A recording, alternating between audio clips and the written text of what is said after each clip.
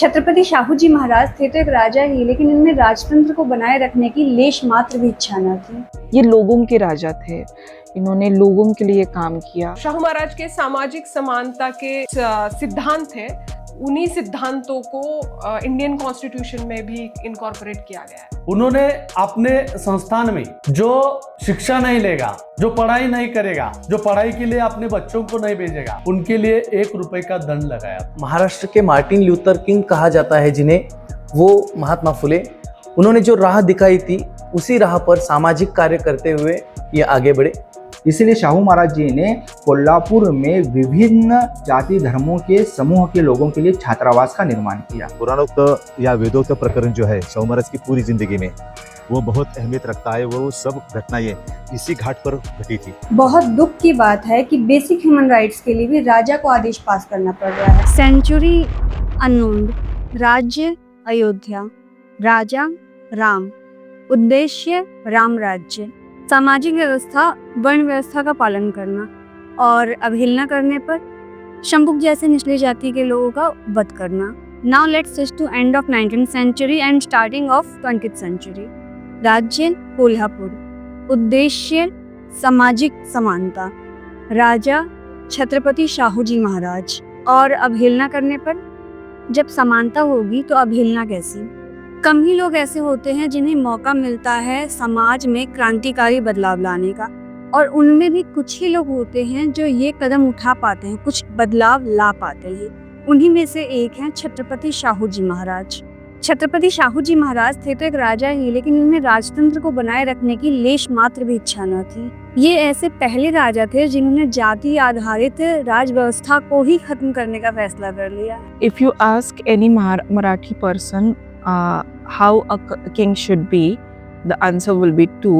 One is Chhatrapati Shivaji Maharaj and second will be Rajarshi Shahu Maharaj. तो अभी राजर्षि शाहू महाराज जो है वो इस एरा से बिलोंग करते हैं और इन्होंने ये लोगों के राजा थे, इन्होंने लोगों के लिए काम किया। चलिए जरा इस राजा के बारे में जान लिया जाए। इनका जन्म 26 जून 1874 को जहां गिरधार कागलकर घाट के घराना में हुआ था। अब मैं जाति क्यों बता रही हूँ? जाति बताना जरूरी है क्योंकि जाति है तभी जाति का विनाश जरूरी हो जाता है। बहरहाल इनके बचपन का नाम यशवंत राव था और ये आपा साहिब घाट के कागलकर के पुत्र थे। इनके जीवन का पहला बड़ा मोड़ आया जब 17 मार्च 1884 को कोल्हापुर की रानी आनंदीबाई ने इन्हें गोद लिया और इस तरह ये शिवाजी महाराज के पौत्र कहलाए। ठीक 10 साल बाद महज 20 साल की उम्र में इन्होंने कोल्हापुर की राजगद्दी संभाली।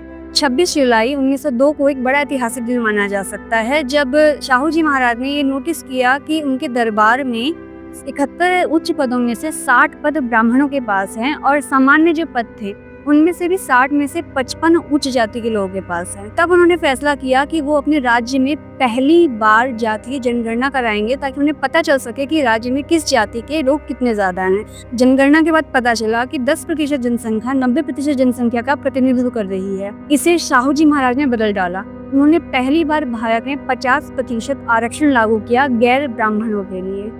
ये भारत में लागू होने वाला पहला आरक्षण था। इसी वजह से शाहू जी महाराज को अगर आरक्षण का जनक कहा जाए तो यह अतिशयोक्ति न होगी।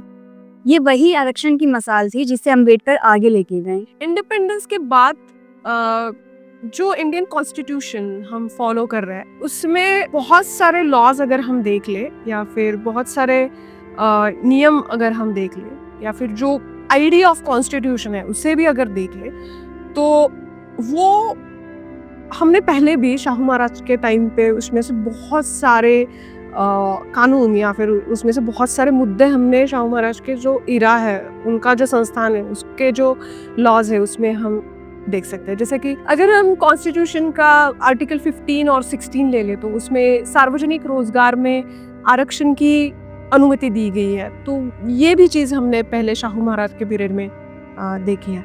अगर हम आर्टिकल 17 को देखें जिसमें अस्पृश्यता को समाप्त करने के लिए प्रावधान बनाए गए हैं तो या फिर आर्टिकल 14 है जिसमें ऐसे कहा गया है कि कानून के सामने सब समान है। तो ये भी है। या फिर आर्टिकल 15 है जिसमें सभी धर्म, जाति, लिंग या जन्म स्थान के आधार पे किसी के भी खिलाफ कोई भी भेदभाव नहीं किया जाएगा, उसका कॉन्स्टिट्यूशन निषेध करती है। इस तरह का जो आर्टिकल है, ये सभी जो आर्टिकल्स है या फिर ये सभी नियम जो है, ये सभी कानून जो है, ये हम शाहू महाराज के पीरियड में भी देख सकते हैं। उसके रेफरेंसेस हम शाहू महाराज के पीरियड में भी पा सकते हैं। तो शाहू महाराज के सामाजिक समानता के जो सिद्धांत थे, उन्हीं सिद्धांतों को इंडियन कॉन्स्टिट्यूशन में भी इनकॉर्पोरेट किया गया है। शाहू जी महाराज ज्योतिराव फूले और अंबेडकर की बीच की कड़ी माने जा सकते हैं। ज्योतिराव फूले, जिन्होंने महिलाओं के अधिकारों के लिए बहुत सारे काम किए, उन्हें शिक्षा का अधिकार दिलाया, गंजा किए जाने की प्रथा का विरोध किया, उसी कड़ी में आगे चलकर शाहू जी महाराज 1920 में अपने राज्य में महिलाओं को शिक्षा का अधिकार, संपत्ति का अधिकार और उत्तराधिकार का अधिकार दिलाते हैं। इसी कड़ी में आगे चलकर अंबेडकर जुड़ते हैं, जिन्होंने हिंदू कोड बिल के रूप में महिलाओं को हर क्षेत्र में पुरुषों के समान लाके खड़ा कर दिया। जब तक शाहू जी महाराज कोल्हापुर की गद्दी पे बैठते हैं, तब तक ज्योतिराव फूले तो नहीं रहे थे, लेकिन अंबेडकर जरूर थे। अंबेडकर ने अपने एक पत्र में शाहू जी महाराज को अपनी आर्थिक तंगी का बताया था और किस तरह से उसका प्रभाव उनकी शिक्षा पे पड़ रहा है, इसकी चर्चा की थी।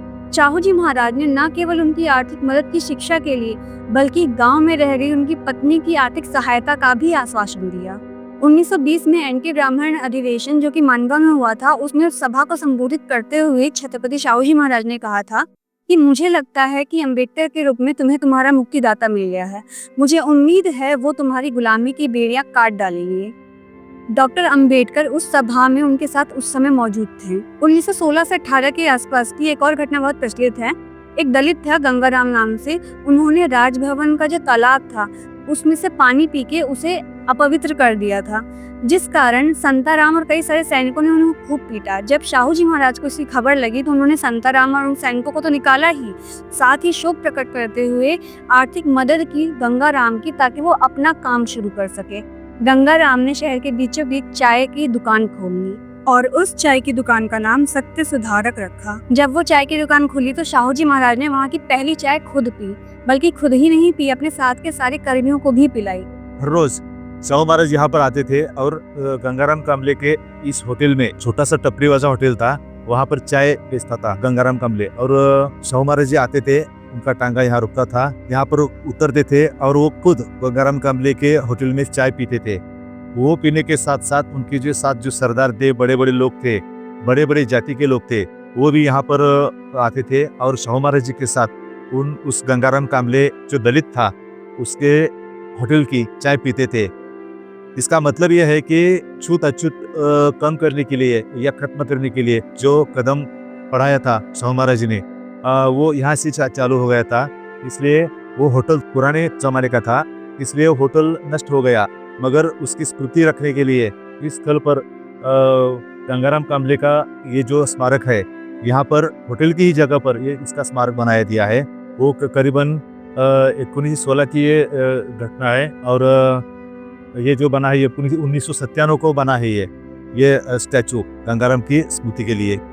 वो जो दिखाई देती है, वो जो दिखाई देती है जाति भेद, जाति प्रथा नष्ट करने की जो ज्योत है, वो ज्योत हमेशा जलती रहे, इसलिए ये ज्योत बनाई है यहाँ पर। शाहू जी महाराज जानते थे कि सिर्फ कथनी से नहीं होगा, करके दिखाना होगा। जो उपदेश मैं दे रहा हूँ, उन उपदेशों को खुद भी अमल में लाना पड़ेगा, तभी समाज में बदलाव आ पाएगा। इंसान किसी अव्यवस्था के खिलाफ कब खड़ा होता है? मुझे लगता है कि जब उसे किसी चीज़ का अभाव महसूस होता है या फिर वो किसी हालात से गुजरता है, तो उसे उस बात के लिए लड़ने का, उसमें बदलाव करने का एक जुनून मिलता है, इच्छा होती है, या फिर स्वाभाविक रूप से उसे वो ज़रूरी लगता है। लेकिन मुझे ताज्जुब तब होता है जब मैं शाहू महाराज की तरफ देखती हूँ, उनका काम देखती हूँ। एक राजघराने से होकर भी उन्होंने समाज के हर एक पिछड़े वर्ग के लिए सोचा और अपने पास जो अधिकार थे, जिसे हम प्रिविलेजेस बोलते हैं, बहुत बार हमारे पास ऐसे प्रिविलेज होते हैं तो उनका उपयोग, उनका यूटिलाइजेशन हम खुद के लिए करते हैं। उस वक्त हम दूसरों के बारे में या फिर जो पिछड़ा वर्ग है उनके बारे में सोचना बहुत दूर की बात रहती है हमारे लिए। लेकिन शाहू महाराज की तरफ अगर आप देखोगे तो उन्होंने पूरा उनके जो भी कोई विशेषाधिकार थे, उनके जो भी कोई प्रिविलेजेस थे, उनका उपयोग यही असमानता दूर करने के लिए किया। उन्होंने ऐसे नियम लाए जो 21वें सदी में भी, एआई के ज़माने में भी क्रांतिकारी लगे। ये सब देख के, शाहू महाराज का काम देख के मुझे जॉन रॉल्स की जस्टिस की थ्योरी याद आती है, जिसमें वो बोलते हैं कि जो पॉलिसी मेकर्स हैं उनको एक वेल ऑफ इग्नोरेंस के यहाँ पे आना है और वहाँ पे आके उन्होंने समाज के लिए नियम और जो पॉलिसीज है वो बनाना है। तो वो पॉलिसी सबके लिए सबको न्याय देगी। तो जब कोई वो वेल ऑफ इग्नोरेंस के यहाँ पे आएगा और वेल ऑफ इग्नोरेंस की स्टेट में आएगा, वो स्थिति में आएगा, तो उसे उसकी जो वो कहाँ से आते हैं, वो कौन सी जाति से आते हैं, वो कौन से क्लास से आते हैं, वो सब भूल के आना है। वो एक नॉर्मल इंसान, मतलब उसे कुछ भी याद नहीं है, उसे कुछ भी पता नहीं है कि वो कौन से ग्रुप से बिलोंग करते हैं, उनका बिलोंगिंग क्या है। तो उन्होंने आप अपना खुद का बिलोंगिंग भूल के वहाँ पे आना है। तो ये जो वेल ऑफ इग्नोरेंस का ये जो कॉन्सेप्ट है, इसको बहुत क्रिटिसाइज किया गया कि कोई भी इंसान अपना बिलोंगिंग भूल नहीं सकता और वो भूल के वो किसी के लिए पॉलिसीज नहीं बना सकता। तो मुझे लगता है कि जॉन रॉल्स की ये जो संकल्पना है, जो कि बहुत क्रिटिसाइज भी हुई, क्योंकि ये सिचुएशन ना के बराबर है, ये सिचुएशन होना ना के बराबर है, लेकिन शाहू महाराज ने वो सिचुएशन लाई भी और उस हिसाब से पॉलिसीज भी तैयार की और उनको इम्प्लीमेंट भी किया।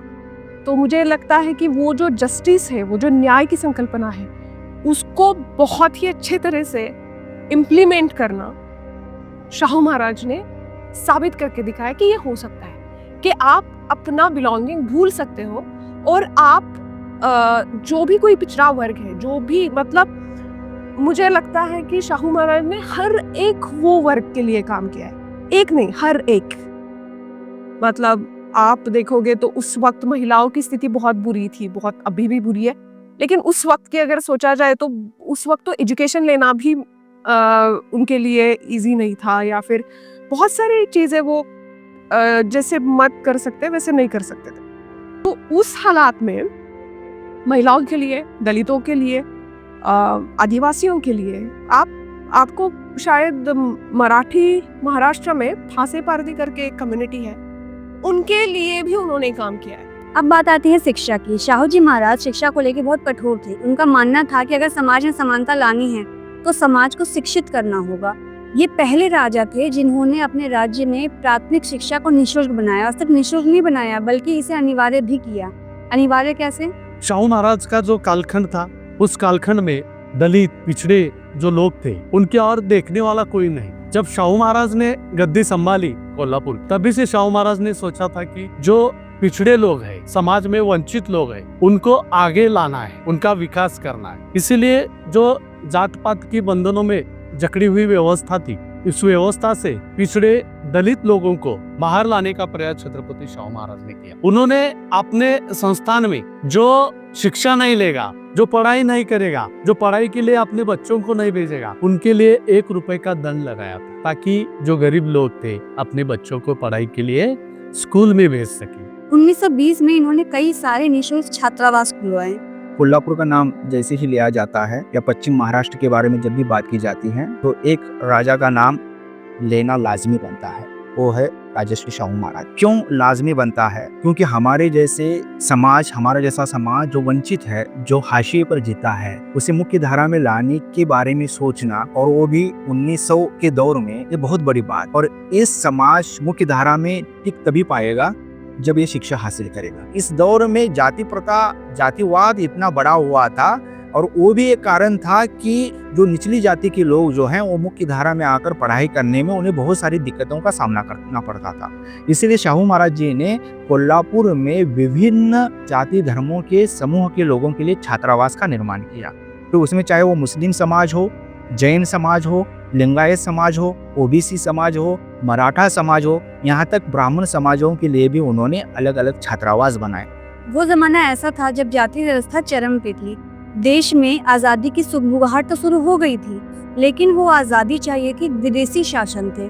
अपने भीतर के जातीय दम्भ से नहीं। इसलिए उस जमाने में माता पिता चाहते ही नहीं थे कि उनके बच्चे अन्य जातियों के बच्चों के साथ ही रह के पढ़े, इसलिए अलग अलग छात्रावास खोलने पड़े। लेकिन शाहू जी महाराज का मानना था कि जाति शिक्षा के बीच में अड़चन नहीं बननी चाहिए और इस मानसिकता का प्रभाव बच्चे की पढ़ाई पर ना पड़े, इसके लिए ये कदम उठाना बहुत जरूरी था। ऐसे बहुत सारे हॉस्टल्स आज भी वहाँ मौजूद हैं, जैसे Indumati boarding, Miss Clarke hostel, Dasara Chowk पे Digambar Jain boarding, Muslim boarding house, इसके अलावा सारस्वत बोर्डिंग और शिवाजी मराठा बोर्डिंग और भी कई सारे बोर्डिंग्स वहाँ पे आज भी देखने को मिल जाएंगे। जातीय व्यवस्था से संबंधित एक और प्रसंग बहुत प्रचलित है। कोल्हापुर के महाराजा छत्रपति शाहू जी महाराज, इनका वेदोक्त प्रकरण इसी जगह पर हो गया था।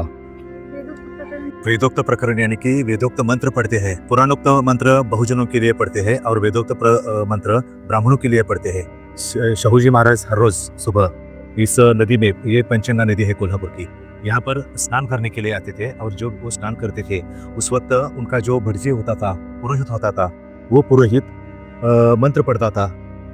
मंत्र पढ़ते पढ़ते शाहू जी महाराज को मालूम ही नहीं था कि किस तरह के मंत्र पढ़े जा रहे हैं, मगर उनका जो सरदार जो थे शाहू महाराज के, वो अचानक आ गए और उन्होंने सुना कि ये मंत्र वेदोक्त नहीं पढ़े जा रहे हैं बल्कि पुराणोक्त पढ़े जा रहे हैं। और उसको उस पुरोहित को उनके सरदार ने रोका और कहा कि तुम ये मंत्र क्यों पढ़ रहे हो? तो वो बोले, शाहू जी महाराज शूद्र है, इसलिए शूद्रों के लिए पुराणोक्त मंत्र पढ़ने चाहिए, वही पुराणोक्त मंत्र मैं पढ़ रहा हूँ। तो फिर गुस्सा हो गए वो उनके साथीदार जो है शाहू महाराज के, राजाराम नाम उनका था, और उन्होंने ये बात शाहू महाराज जी को बताई कि ये आपको शूद्र बोल रहा है, तुम्हारी ही तनख्वाह पर पलने वाला ये जो पुरोहित है वो तुमसे पुराणोक्त मंत्र पढ़ रहा है जो शूद्रों के लिए पढ़ते हैं, क्योंकि वो ये बोलता है कि शाहू महाराज जी आप शूद्र है, ऐसा ये पुरोहित बोलता है। उस वक्त शाहू जी महाराज गुस्सा हो गए और उसको उन्होंने काम पर से हटा दिया। तो और उसके बाद शाहू महाराज जी ने कहा कि अगर मैं राजा होने के बावजूद भी अगर मुझे ये ऐसा बर्ताव मेरे साथ हो रहा होगा ब्राह्मणों का, तो पिछड़ी जनजातियों के बारे में उनका क्या हाल होता होगा, ऐसा शाहू महाराज ने सोचा। और उसके बाद उन्होंने पिछड़े वर्गों के लिए काम करना शुरू कर दिया। इसलिए पुराणोक्त या वेदोक्त प्रकरण जो है शाहू महाराज की पूरी जिंदगी में वो बहुत अहमियत रखता है। वो सब घटनाएं इसी घाट पर घटी थी। ये जो दिखाई देता है, बहुत सारे मंदिर वगैरह दिखाई देता है, और उसके बाद वो जो पहाड़ी, छोटी सी पहाड़ी दिखाई देती है, उसे ब्रह्मपुरी टेकड़ी कहते हैं। वहाँ पर 2000 साल पुराना फ्रांस, ग्रीक वगैरह बहुत देशों के साथ व्यापार चलता था, और उसके कुछ सबूत मूर्तियों के तौर पर, कुछ बर्तनों के तौर पर मिल गए हैं उत्खनन में, जो टाउन हॉल कोल्हापुर जो है उस टाउन हॉल के म्यूजियम में रखे गए हैं। 30 जुलाई 1917 को उन्होंने अपने एक राजकीय आदेश में कहा कि कोल्हापुर राज्य के समस्त देवस्थलों की आय व संपत्ति पर राज्य का नियंत्रण होगा। यही नहीं, पुजारी समुदाय में जो एक जाति का वर्चस्व अब तक चला आ रहा था उसको भी उन्होंने तोड़ा। उन्होंने दूसरी जातियों के लोगों के लिए प्रशिक्षण केंद्र खोले जहाँ से वो वेदों का पाठ ले सके और बाद में पूजा पाठ अर्चना वगैरह करवा सके। मंदिर और देव स्थल तो छोड़िए, 1919 से पहले तक निम्न जाति के लोग अस्पतालों में जाके इलाज तक नहीं करा सकते थे। लेकिन इस साल एक बड़ा परिवर्तन आया। शाहू जी महाराज ने अपने एक आदेश में ये कह दिया कि कोई भी व्यक्ति, चाहे वो किसी भी धर्म, जाति, लिंग, समुदाय से हो, अस्पतालों में जाकर अपना सम्मान पूर्वक इलाज करा सकते हैं। बहुत दुख की बात है कि बेसिक ह्यूमन राइट्स के लिए भी राजा को आदेश पास करना पड़ रहा है, लेकिन क्या कर सकते हैं। हम रहते ही ऐसे समाज में हैं जहाँ इंसान से पहले, व्यक्ति से पहले एक टाइप है, एक जाति है। महाराष्ट्र के मार्टिन ल्यूथर किंग कहा जाता है जिन्हें, वो महात्मा फुले, उन्होंने जो राह दिखाई थी उसी राह पर सामाजिक कार्य करते हुए ये आगे बढ़े। महात्मा फुले जी ने सत्यशोधक समाज स्थापित किया था। तो कोल्हापुर में 1911 में सत्यशोधक समाज की स्थापना शाहू महाराज जी ने की। उनके पास दूरदृष्टिता थी। जब वो यूरोप के दौरे पर गए थे और उन्होंने देखा कि वहाँ पर लोगों ने, वहाँ के जो मानव संसाधन थे, ह्यूमन रिसोर्सेस, उनको उन्होंने डेवलप किया था। वो बात जानकर इन्होंने यहाँ कोल्हापुर में आकर पानी की कमतरता को मद्देनजर रखते हुए कोल्हापुर में राधानगरी डैम की, उन्होंने डैम का पाया रचा। उन्होंने बोले तो एस्टेब्लिशमेंट किया उन्होंने। उसके बाद में लोगों वो काम उतना आसान नहीं था, लोगों को मनाना कि डैम के लिए उनकी ज़मीन लेना, और वो जुडिशरी बहुत दिक्कतें हुई थी, तो लोगों को उन्होंने उसका महत्व समझाया, और वो आज 100 साल बाद ये जो डैम है, राधानगरी डैम, यह जीवन वाहिनी का काम कर रहा है कोल्हापुर के लिए, उसके खेती के लिए। एक प्रथा बहुत प्रचलित थी इस जमाने में जिसे बलूतदारी प्रथा कहा जाता था। इसके तहत किसी अछूत को थोड़ी सी जमीन दे दी जाती थी और उसके बदले में पूरा गांव उससे और उसके परिवार वालों से कितना भी काम करा सकता था। 1917 में एक आदेश के तहत शाहू जी महाराज ने इस प्रथा का अनुसरण दिया। इसके अलावा 1918 में उन्होंने वतनदारी व्यवस्था को भी बंद करवाया और 1917 से 20 के बीच बंधुआ मजदूरी को भी प्रतिबंधित कर दिया। उन्हें बहुत सारे टाइटल्स और ऑनर्स भी प्राप्त थे। एक छत्रपति की उपाधि तो उनके पास थी ही, साथ ही जून 1902 में कैम्ब्रिज यूनिवर्सिटी ने उन्हें LLD की मानद उपाधि प्रदान की और वो उपाधि पाने वाले ये पहले भारतीय थे। 1919 में कुंडी क्षत्रिय समाज कानपुर की तरफ से इन्हें राजश्री की उपाधि दी गई। महज 28 वर्ष के छोटे से शासनकाल में इन्होंने वो काम किया जो आधुनिक भारत की नींव बनी। आज इनके जैसे कई सारे जननायक हैं जिन्हें भुला दिया गया है, जिन्हें ज्यादातर याद नहीं रखा जाता है। जरूरत है ऐसे जननायकों को याद करते रहें।